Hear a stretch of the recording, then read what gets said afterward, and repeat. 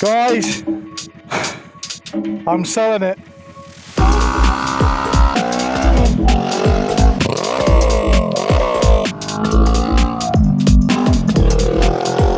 Well, I've got a pretty good idea of what it is we're going to get next, and it is f***ing awesome.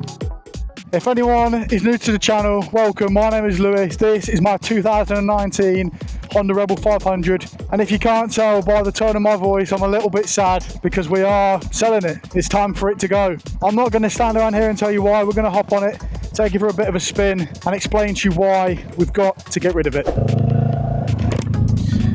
I picked this bike up about 6 or 7 months ago now, right after I passed my full test. I got my full license in the UK, and I didn't want to start out on a 125. I wanted something with a little bit more go and a little bit more oomph. I wanted something fun. And in all honesty, I didn't know what kind of riding I was going to do. I didn't know if I was going to do sporty riding, or I wanted to be on a cruiser, or if I wanted to go off-roading, or if I wanted to get... There's so many different bikes out there. I had no idea what I wanted. Truly, I had no idea. This is part of the reason why I'm selling the bike, but we'll get onto that in a bit. And yeah, I still to this day, I really like the way this thing looks. We've modified it slightly and tinkered with it, but fundamentally it still looks very, very similar to when I bought it. Being a 500, I thought, you know what, I think that's a good sort of starting point for someone that is absolutely brand new to riding. And I tell you what, this bike, despite what everyone says, it's a lot of fun. A lot of fun.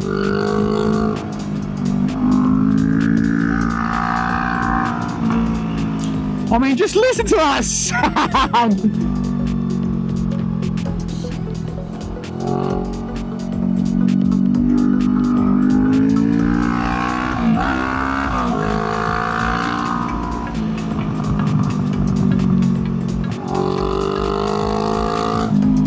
Oh yeah. Oh, I'm gonna miss this bike, man. Oh, I'm gonna really genuinely miss it. So yeah, I bought the bike 6 or 7 months ago.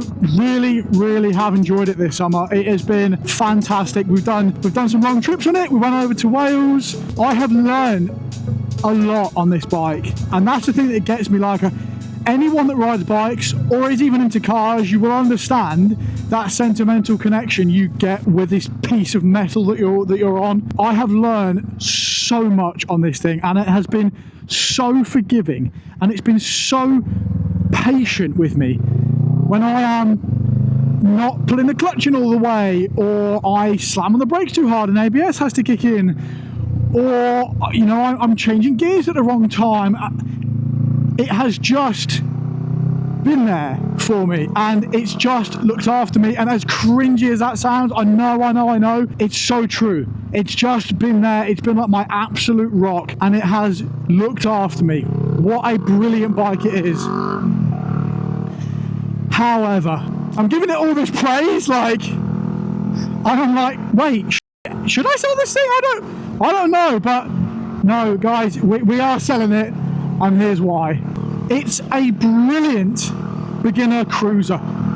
It really is a brilliant medium power, beginner friendly, easy to ride cruiser. But that is, in my opinion, that is its problem. I am getting to the point on this bike now where when I first bought it, this thing was way beyond my riding limits. In terms of power and handling, it was, because I just passed my test, I had no idea what I was doing. However, now that I've learned, I am wanting to ride way beyond this bike's limits. You know, whenever I'm pushing on, I'm flat out. I'm absolutely flat out. We're bouncing off red line. This thing is living a hard life. And one of its amazing traits that I really like, being the low seat height, easy to handle, is also one of its worst, because it puts the peg's so close to the ground that you really do not have to lean over far to be scraping a peg. And I have got myself in some pretty gnarly situations where I did not want to scrape a peg, and I've hit a peg or hit a bump and it scraped a peg. And honestly, the underside of these pegs are like completely screwed. They're just so worn down because of just how much I hit peg, and I want to lean over more. I want to push on more than what this bike allows me to do. It doesn't mean it's a bad bike. It just means that I am ready for more. And I think I'm not going to go anything crazy with the next bike because I like to be somewhat respectful in that I can't go and get on an S1000, okay? I can't go and get on a V4. I will just kill myself. So the next bike isn't going to be anything massively leery, but it will certainly be that step up that I need. I am genuinely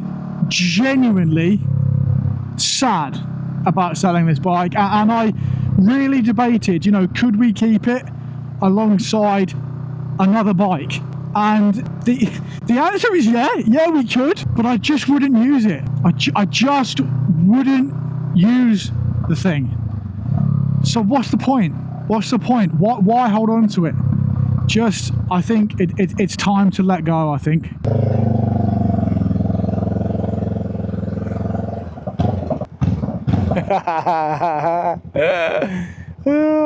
He thinks, yeah, because he doesn't have a number plate, he can just ride through. Oh, I can't wait to go and burn past him.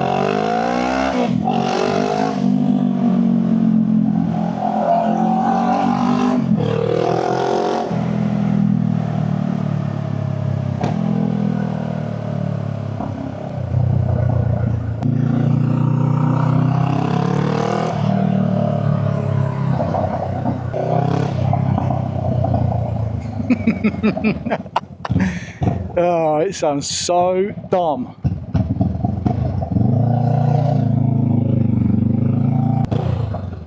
That's a new V8 Range Rover. V8 SV. Lovely. So, what's next? What bike next? You're going to have to wait and see for that one. I haven't bought it just yet at the time of filming, but I've got a pretty good idea of what it is we're going to get next, and it is f***ing awesome. Next year I've got some long trips planned, some longer trips than what I did this year. So yeah, there's some clues. I'll tell you what, we'll give you some clues. So I want a bike that's more capable on long trips. I want a bike with more power. I want a bike that's more fun, as in I can tip it over more than I can tip this over. I do like the Honda brand, but I'm not adverse to trying other brands. I think I want about 100 horsepower. I think that's a nice spot for the next bike. And yeah, guys, if you can guess what it is, I will buy one of you something. If you guess it in the comments, go and comment it down below, and we'll sort one of you guys out with something if you can guess exactly what the bike is. But guys, if you have enjoyed the video, please be sure to leave a like, drop a comment and subscribe for plenty more videos to come. And goodbye, Rebel 500. You've done us very well. Cheers, guys.